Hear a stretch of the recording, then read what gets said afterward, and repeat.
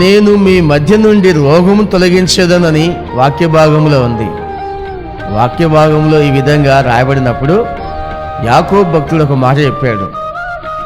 మీకు రోగం వచ్చినప్పుడు, మీకు బాగలేనప్పుడు మీరు మీ పాపములు ఒప్పుకొని ఒకరి కొరకు ఒకరు ప్రార్థన చేయండి.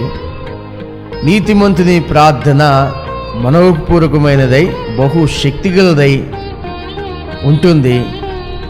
అతడు పాపములు చేసిన వాడైతే తన పాపములు ఒప్పుకుంటే అవి క్షమించబడి రోగం నుంచి విడుదల పొందుతాడు అని వాక్య భాగంలో రాయబడింది.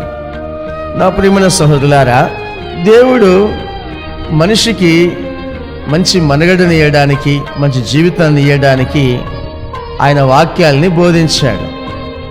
ఆ వాక్యాలలో ముఖ్యంగా రాయబడిన విషయం ఏంటంటే ఒకరి భారములు ఒకరు భరించాలి.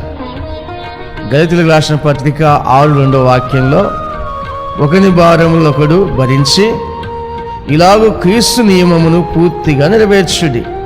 అంటే నిన్ను వలె నీ పొరుగు వారిని ప్రేమించాలని అర్థం.